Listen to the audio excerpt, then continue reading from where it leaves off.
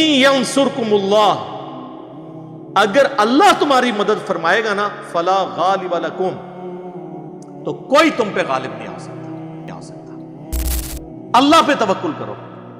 وَإِن يَخْذُلْكُمْ، اور اگر وہی تمہارا ساتھ چھوڑ دے، فَمَنْ ذَا الَّذِي يَنْصُرُكُمْ مِنْ بَعْدِهِ، تو اللہ کے بعد کون تمہارا مددگار ہو سکتا ہے؟ غزوہ حنین میں یہی ہوا نا، جو سورہ توبہ میں آتا ہے نا کہ اللہ تعالیٰ نے غزوہ حنین میں نبی علیہ السلام کی مدد فرمائی، 12,000 کا لشکر تھا، صرف 80 لوگ حضور کے ساتھ رہ گئے۔ بس ایک بندے نے وہاں جملہ بول دیا تھا کہ جی بدر میں تو ہم 313 تھے، غالب آئے ہیں، آج تو ہم کافروں سے زیادہ ہیں۔ اور غزوہ حنین مشرکین عرب کے خلاف آخری جنگ تھی، یہ فتح مکہ کے بعد ہوئی تھی۔ اس کے بعد عرب پورے کا پورا سرنڈر کر گیا تھا قریش کے سامنے۔ تو یہ فتح مکہ کے آلموسٹ 4 مہینے کے بعد یہ جنگ ہوئی، تو ظاہر ہے مسلمانوں کا کانفیڈنس لیول عروج پہ تھا کہ جی ہم نے تو اب کوئی بچا نہیں ہے ادھر، تو یہ قبیلہ حوازن کے لوگ کیا کریں گے؟ تو ایک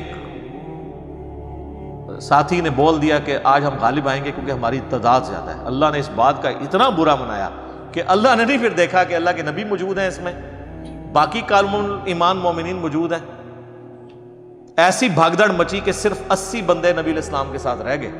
12,000 کا لشکر میں سے 80 بندے، باقی سب چھوڑ کے بھاگ گئے، اور اللہ کے نبی علیہ السلام اکیلے آگے اپنے اس پہ خچر پہ سوار اور رجز پڑھتے ہوئے، انا النبی لا کذب، یہ کوئی جھوٹ نہیں ہے، میں اللہ کا نبی ہوں اور میں عبد المطلب کا بیٹا ہوں۔ اور پھر آپ علیہ السلام نے یوں زمین سے مٹھی بھری، صحیح مسلم میں آتا ہے، اور یوں کافروں کی طرف پھینکی، تو کوئی کافر ایسا نہیں تھا کہ جس کی آنکھ میں نہ پڑی ہو، اور وہ ان کا لشکر پسپا ہو گیا۔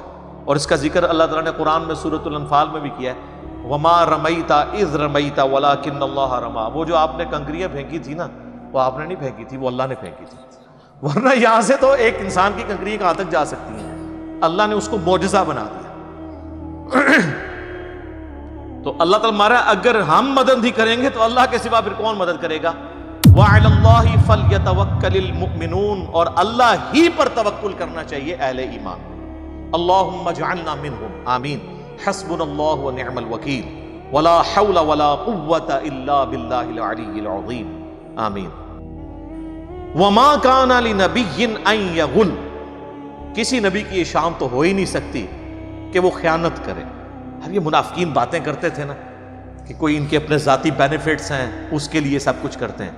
اللہ نے فرمایا نبی کی یہ شان نہیں کہ وہ خیانت کرے، اس کا ظاہر کا ایجنڈا کچھ اور ہو اور باطن کا اور ہو، یہ دنیا دار حکمرانوں اور جنگجوؤں کے مسئلے ہوتے ہیں۔ وَمَن يَغْلُلْ يَأْتِ بِمَا غَلَّ يَوْمَ الْقِيَامَةِ، اور جو کوئی خیانت کرے گا نا تم میں سے بھی، تو اپنی خیانت لے کے آئے گا ساتھ قیامت والے دن، اللہ تعالیٰ اس کا پھر بدلہ دے گا اور سزا ڈالے گا تم پر۔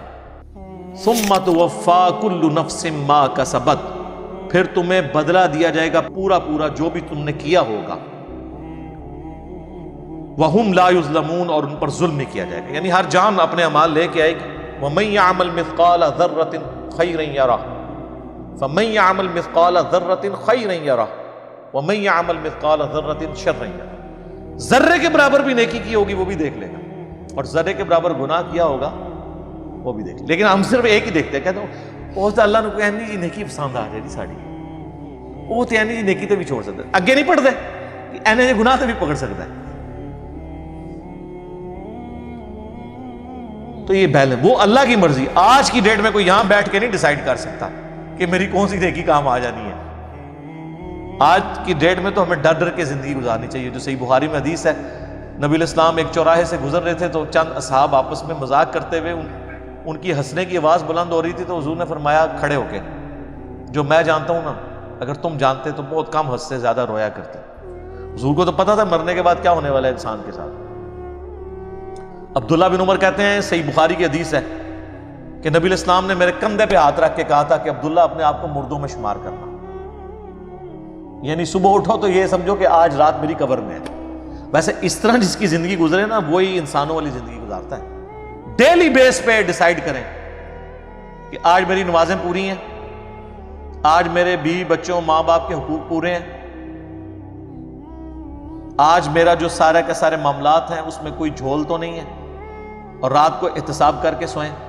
ڈیلی بیس کے اوپر پلاننگ کر کے زندگی گزاریں تو پھر انسان جو ہے نا وہ کامیاب ہو سکتا ہے، ادروائز بڑا مشکل ہے۔